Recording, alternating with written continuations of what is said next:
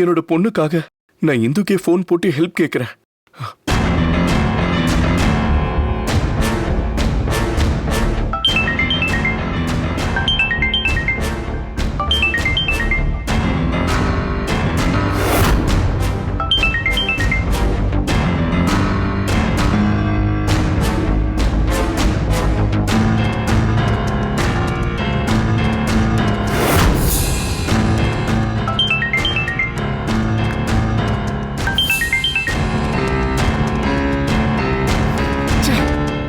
நீ எதுக்காக இத்தனை முறை போன் போடுறேன்னு எனக்கு நல்லா தெரியும். உன் பொண்ண போலீஸ்ல மாட்டி விட்ட, என்கிட்டயே இப்போ உன்னோட பொண்ணுக்காக காப்பாத்த சொல்லி ஹெல்ப் கேட்டு கால் பண்ணுவ. நீ இன்னும் எத்தனை தடவை போன் பண்ணாலும் நான் எடுக்கவே மாட்டேன். எல்லாரும் பாக்குற மாதிரி பப்ளிக்ல எத்தனை முறை என்ன அவமானப்படுத்தின. இப்போ அவ நல்லா அனுபவிக்கட்டும். என்னோட தயவு இல்லாம உன் பொண்ணை நீ எப்படி காப்பாத்துறேன்னு நானும் பாக்குறேன். எத்தனை தடவை போன் போடுறேன்? ஏதாவது அவசரமா இருக்கும், அதனாலதான் இத்தனை தடவை கூப்பிடுறாங்கன்னு கொஞ்சமாவது புத்தி இருக்கா அவளுக்கு? இதுக்கப்புறம் அவளுக்கு போன் போட்டாலும் பார்த்துட்டு பார்க்காத மாதிரி தெனாவட்டாதான் இருப்பா.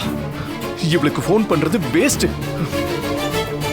இந்த ப்ராப்ளம் சமாளிக்கிறதுக்கு இப்போதைக்கு ருத்ராவல மட்டும்தான் முடியும். உடனே போன் பண்ணலாம்.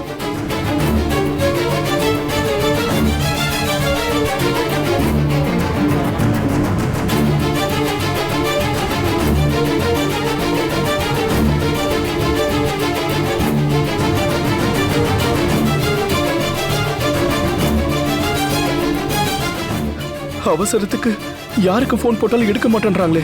திவ்யாவை வேற அங்க கூட்டிட்டு போனமே, என்ன பண்றது?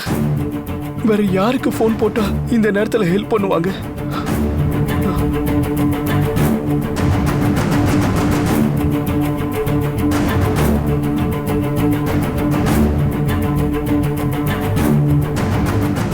சாதாரணமா இறந்து போயிருந்தா குளிப்பாட்டி தான் பார்வைக்கு வைப்பாங்க. ஆனா இவங்களை போஸ்ட்மார்ட்டம் பண்ணி கொண்டு வந்திருக்காங்க, குளிப்பாட்ட முடியாது. வர வேண்டியவங்க எல்லாம் வந்துட்டாங்களா? ஏன்னா அடுத்தடுத்து கடைசி காரியங்கள் எல்லாம் செய்ய ஆரம்பிக்கணும் இல்லைங்களா? இல்ல, என் அம்மா விட மாட்டேன், நான் விட மாட்டேன். ஆமா ஆமா, நான் என் அம்மா இங்க இருந்து போக விட மாட்டேன். ஆமா ஆமா, அம்மாவை போக வேண்டாம்னு சொல்லுங்க, போக வேண்டாம்னு சொல்லுங்க. அம்மாவை இருக்க சொல்லு, அம்மாவை தூக்க சொல்றாங்க. நான் என்ன பண்ணுவேன்?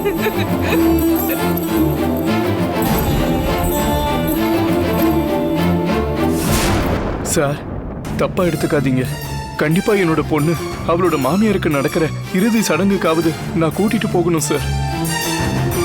இல்லனா அது ரொம்ப தப்பாயிடும் சார். அதுவே நாளைக்கு பெரிய பிரச்சனையாகி என் பொண்ணோட வாழ்க்கையே நாசமாயிடும் சார். நீங்க இன்ஸ்பெக்டரா இல்லாம ஒரு பொண்ணை பெற்ற ஸ்தானத்துல இருந்து யோசிச்சா என்னோட வலி என்னன்னு உங்களுக்கு புரியும் சார். என்னோட பொண்ணு நான் கூட்டிட்டு போறதுக்கான வேலையை நான் பார்க்க ஆரம்பிச்சிட்டேன் சார். உங்ககிட்ட ரொம்ப கெஞ்சி கேட்கிறேன் சார், ப்ளீஸ் ஒரு 2 மணி நேரம் மட்டும் எனக்கு டைம் கொடுங்க சார். 2 மணி நேரம் இல்லை சார், தாராளமா 2 நாள் கூட டைம் எடுத்துக்கங்க. இன்னைக்கு ஃப்ரைடே, அடுத்து சாட்டர்டே சண்டே, அதனால எந்த ஒரு ப்ரொசீஜரையும் ஸ்டார்ட் பண்ண முடியாது. நீங்க என்ன செய்யறதா இருந்தாலும் மண்டே தான் செய்ய முடியும்.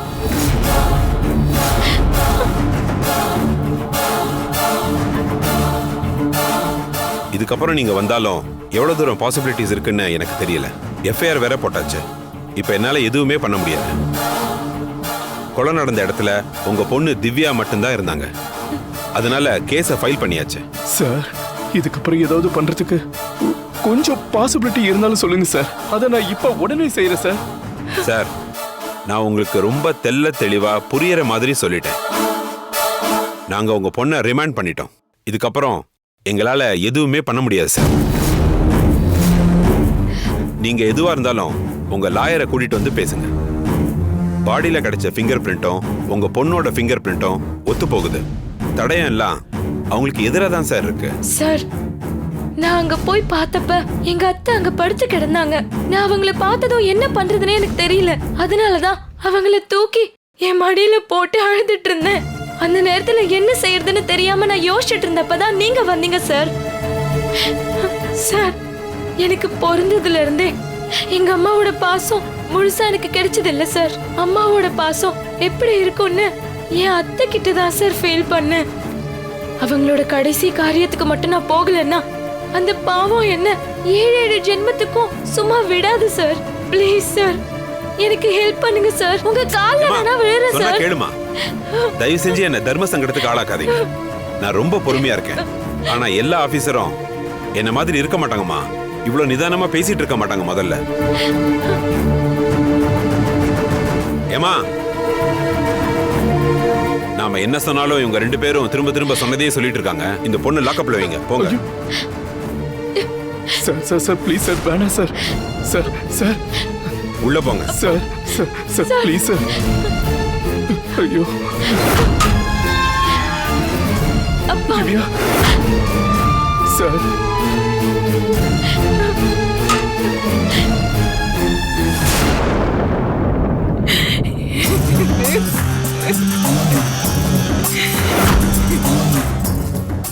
வீட்ல எந்த ஒரு பண்டிகையா இருந்தாலும் எல்லாரோட உச்சந்தலையில எண்ணெய் வச்சு வெந்நீர் சீயக்காலாம் போட்டு தேய்க்க வச்சு பக்குவமா பார்த்துப்பியே.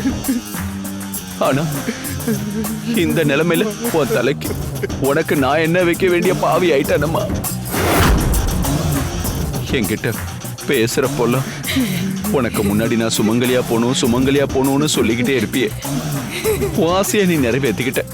ஆனா என்ன அனாதையா தவிக்க விட்டு போயிட்டியம்மா.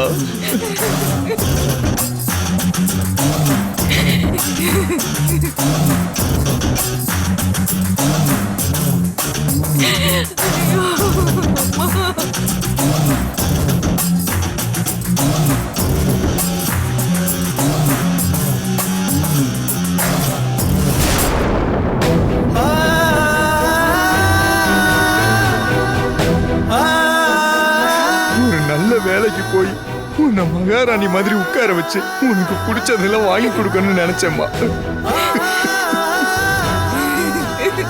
வேலை எனக்கு எப்ப வேணாலும் கிடைக்குமா. ஆனா அதை அனுபவிக்கிறதுக்கு நீ இல்லாம போயிட்டியேம்மா.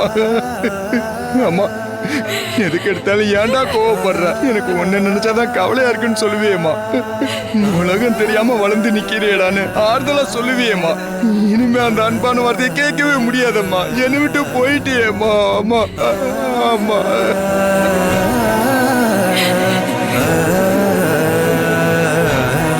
இன்னைக்கு உன் பிள்ளை கேட்கறது கூட நாதி இல்லாம அழுதுட்டு இருக்கேனேம்மா. இது உன் காதுல விழலையாமா? எழுந்துருமா. ஆமா எழுந்துருமா.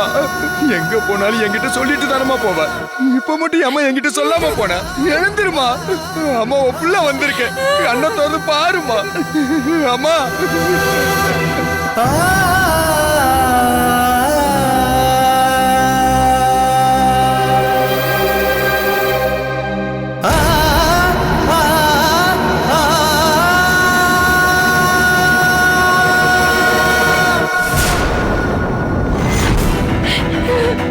அழாத திவ்யா. உனக்கு என்ன பிரச்சனைனாலும் அப்பா நான் இருக்கேன்டா. உன் புருஷன் அருள் இருக்காரு. உன் மேல உயிரிய வச்சிருக்கிற உன் அண்ணன் சிவா இருக்கா. அதனால கண்டிப்பா நாங்க எல்லாரும் சேர்ந்து உன்னை வெளியில கூட்டிட்டு வந்துருவோம்டா. அப்பா, நான் அதை நினைச்சு அழலப்பா. என் அத்தையோட முகம் என் கண்ணு முன்னாடி வந்து போதுப்பா. அவங்களால முடியாத இந்த நேரத்துல குழந்தை மாதிரி இருந்தாங்கப்பா. மனசளவுல கூட யாருக்கும் எப்பவும் எந்த துரோகமும் நினைக்க மாட்டாங்கப்பா. என்னோட அத்தைய போய் நேர்ல பார்த்து கட்டி பிடிச்சு அழணும் போல இருக்குப்பா. நான் இவ்வளவு நாள் அவங்க கூட இருந்தேன். ஆனா கூட இருக்க வேண்டிய இந்த நேரத்துல இப்படி நான் ஜெயில இருக்கனேப்பா. அழாதம்மா. உனக்கு இப்படி ஒரு நிலைமை வரும்னு நான் கனவுல கூட நினைச்சு பார்க்கலாமா. ஆனா ஒன்னே ஒண்ணு மட்டும் நான் சொல்றேன். நீ ரொம்ப நல்லவ. உன்னோட நல்ல மனசுக்கு எல்லாமே நல்லபடியா தான் நடக்கும். நீங்க என்னதான் எனக்கு ஆறுதல் சொன்னாலும் நிஜத்துல நான் எவ்வளவு உடைஞ்சு போயிருக்கேன்னு யார்கிட்டயும் சொல்லி என்னால புரிய வைக்க முடியாதுப்பா. ஓவர் நைட்ல எல்லாரோட தலையெழுத்தும் மாறும்னு சொல்லுவாங்க. இப்போ உங்க பொண்ணோட தலையெழுத்து எப்படி மாறி இருக்குன்னு பாருங்கப்பா. திவ்யா, இங்க பாருமா. இந்த மாதிரி நேரத்துலதான் நீ ரொம்ப தைரியமா இருக்கணும். வயசுல நீ சின்னவளா இருந்தாலும் நிதானத்தையும் தைரியத்தையும் உன்னை பார்த்து தாண்டா நானே கத்துக்கிட்டேன். நீ கவலைப்படாத திவ்யா. அப்பா உன்னை எப்படியாவது வெளியில கொண்டு வந்துருவேன். ஆ? அப்பா இப்ப நான் உள்ள இருக்கிறதோ இல்ல வெளியே வர்றதோ முக்கியம் இல்ல. அத்தைய இப்படி பண்ணது யாரு? அவங்க யாருன்னு தெரியலையேப்பா. அவங்க முதல்ல யாருன்னு கண்டுபிடிச்சு அவங்களுக்கு தண்டனை வாங்கி கொடுத்தா மட்டும்தான் என் அத்தையோட ஆத்மா சாந்தி அடையும். முதல்ல நீ வெளியில வந்ததுக்கு அப்புறம் நாம ஒவ்வொன்னா பண்ணுவோம் திவ்யா. அப்பா அத்தைக்கு கை கால் சரியாகி பேச்சு வந்ததுக்கு அப்புறமா ரொம்ப பதட்டத்தோட தான் என்கிட்ட பேசினாங்க. உன்கிட்ட மனசை விட்டு நிறைய பேச வேண்டி இருக்கு, சீக்கிரம் கிளம்பி வா திவ்யான்னு சொன்னாங்கப்பா. நான் தான் லேட்டா போயிட்டேன்ப்பா. ஒருவேளை நான் மட்டும் அங்க சீக்கிரம் போயிருந்தேன்னா என்னோட அத்தைக்கு இப்படி ஒரு நிலைமை வந்திருக்காதுப்பா. இந்த குற்ற உணர்ச்சி நான் சாகுற வரைக்கும் என்ன துரத்திக்கிட்டே இருக்கும்பா.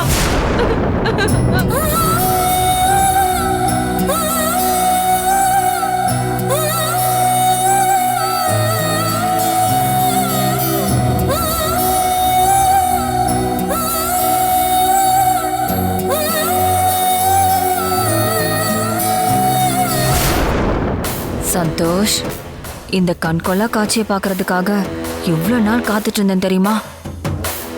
அடுத்தவங்கள அழ வச்சு பார்க்கறதுலயும் ஒரு ஆனந்தமா தாண்டா இருக்கு.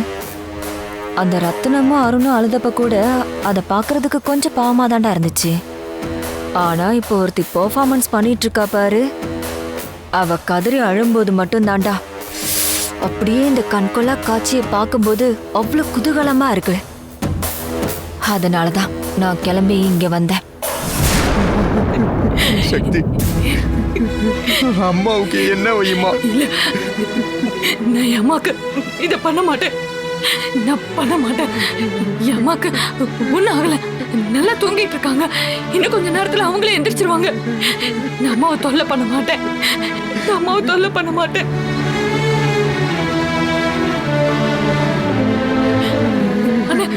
மத்தவங்களுக்கு தான் அம்மாவை பத்தி தெரியாது, உனக்கு எனக்கும் நல்லா தெரியும்ல. சின்ன வயசுல இருந்து இப்ப வரைக்கும் அம்மா நம்மள தனியா விட்டுட்டு எங்கேயுமே போனது இல்லைன்னு, எங்கேயும் போனதில்ல. இங்க இருக்கிற எல்லாரும் அம்மாவை வழி அனுப்பி வைங்கன்னு சொல்றாங்க. எப்படின்னு நம்ம அம்மாவை அப்படி அனுப்ப முடியும்? எனக்கு அம்மா வேணும், வேணும், எனக்கு அம்மா வேணும் என்றிருக்க சொல்லு.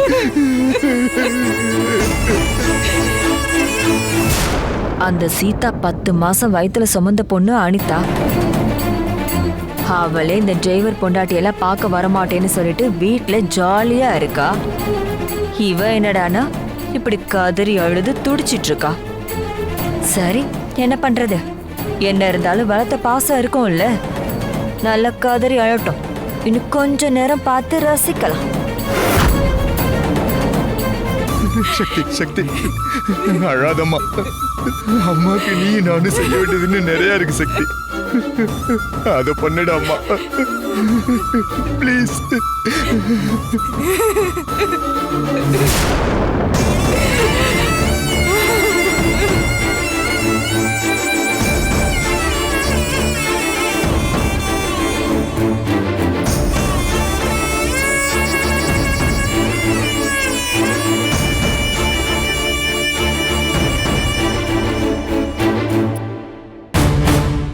சந்தோஷ், இனிமே நாம இங்க இருக்க வேணாம், வா நம்ம கிளம்பலாம்.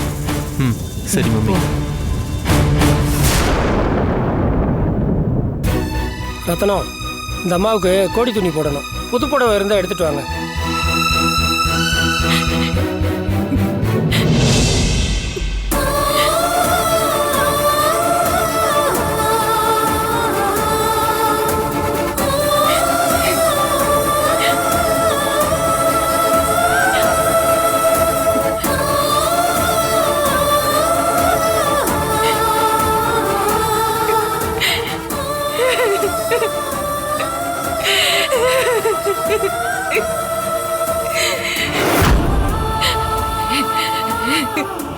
அம்மா, உன்கிட்ட எத்தனை புடவை இருந்தாலும் என் மக சக்தி எடுத்த இந்த புடவைய நான் செத்தா கூட என் மேல கோடி துணியா போடுங்கன்னு அன்னைக்கு ஒரு வாட்டி சொன்னியம்மா.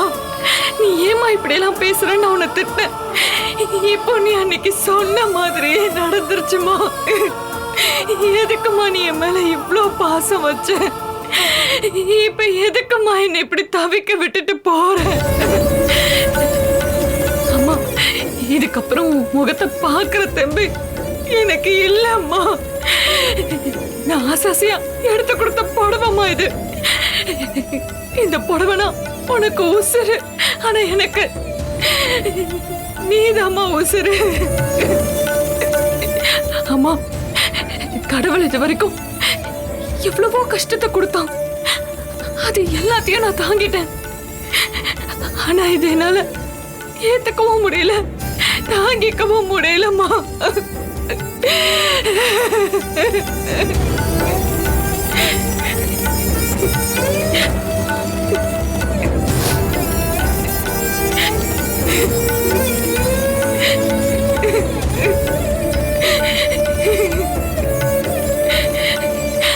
அம்மா, எத்தனை வாட்டி நான் சொல்லியிருப்பேன் இந்த புடவையை கட்ட சொல்லி.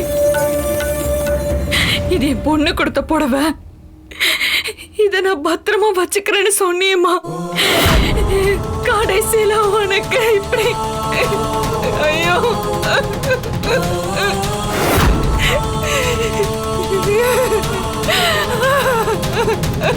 மம்மி, நமக்கு முன்னாடியே கிளம்பி வந்த ருத்ராத்தை இங்க வராம எங்க போனாங்க?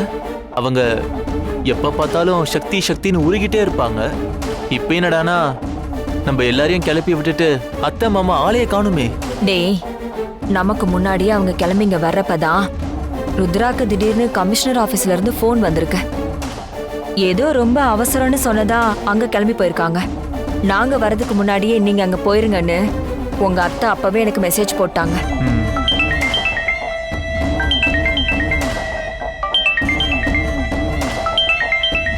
என்ன மம்மி, யாரோட ஃபோன் கால்? ஏன் சுத்தி முத்தி இப்படி பாக்குறீங்க? டேய், கமிஷனர் ஆபீஸ்ல இருந்து நம்ம இன்ஃபார்மர் ஒருத்தர் தான் இப்ப கால் பண்றாரு. அட்டென்ட் பண்ணி பேசுங்க.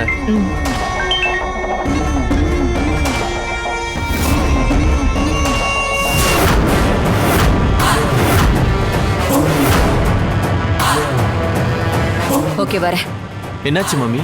போன்ல என்ன சொன்னாங்க? நீங்க ஏன் ஷாக் ஆகி நிக்கிறீங்க? அந்த சீதா ஒரு நாளைக்கு முன்னாடியே திவ்யாக்கு 3-4 தடவை ஃபோன் பண்ணியிருக்கா. நம்ம ருத்ராவுக்கு 8 தடவை ஃபோன் பண்ணியிருக்காளாம்.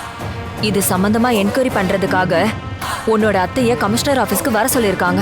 மம்மி, அப்போ கண்டிப்பா சாகிறதுக்கு முன்னாடி அத்தைக்கு 8 முறை ஃபோன் போயிருக்குன்னா அந்த சீதா ஏதாவது ஒரு ஸ்ட்ராங்கான எவிடன்ஸை அந்த வீட்டில் வச்சிருக்கணும்னு நினைக்கிறேன். அதை கன்ஃபார்ம் பண்றதுக்கு தான் அத்தைக்கு 8 முறையும் திவ்யாவுக்கு 3 முறையும் ஃபோன் போட்டிருக்காங்க. நீ சொல்றது சரிதான்டா. ஒரு வகையில நம்ம இங்க முன்னாடி வந்ததும் நல்லதா போச்சு. எல்லாரோட கவனமும் சீதாவோட இறுதி ஊர்வலத்துல இருக்கு. இந்த நேரத்தை நம்ம சரியா யூஸ் பண்ணி இந்த வீட்டுக்குள்ள போய் ஏதாவது எவிடன்ஸ் இருக்கான்னு நைஸா தேடி பாத்துருவோமா? நீங்க சொல்றதும் சரிதான் மம்மி. வாங்க போய் தேடி பார்க்கலாம். சரி, வா.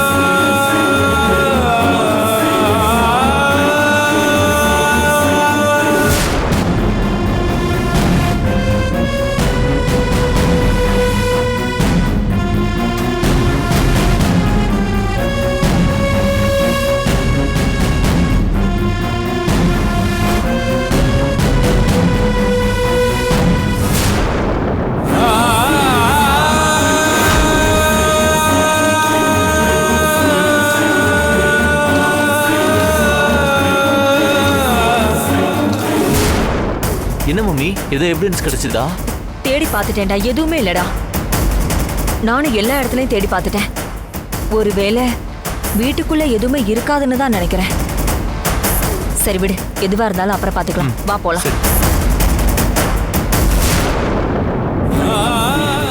தம்பி அங்க வாங்க. மாப்ள மாப்ள மாப்ள கவலைப்படாதீங்க மாப்ள. அம்மாவுக்கு இப்படி நடக்கும்னு யாருமே எதிர்பார்க்கல. கண்ணை மூடி கண்ணை திறக்கிறதுக்குள்ள என்னென்னவோ நடந்து போச்சு.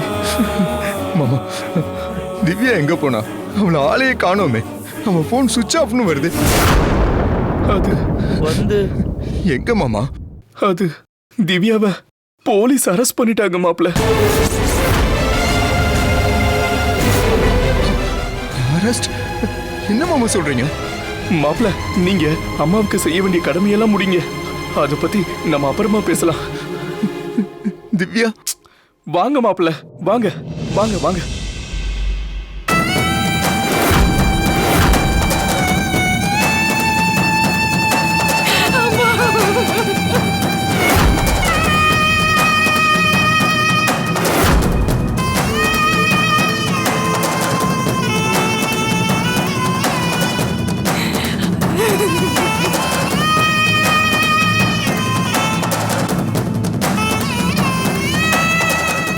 நீ உயிரோட இருந்தப்ப உனக்கு வாய்க்கு ருசியா சமைச்சு போடாம இப்போ உனக்கு வந்து வாய்க்கு ருசி போடுறேனே. நான் பாவிமா, நான் பாவி பாவி.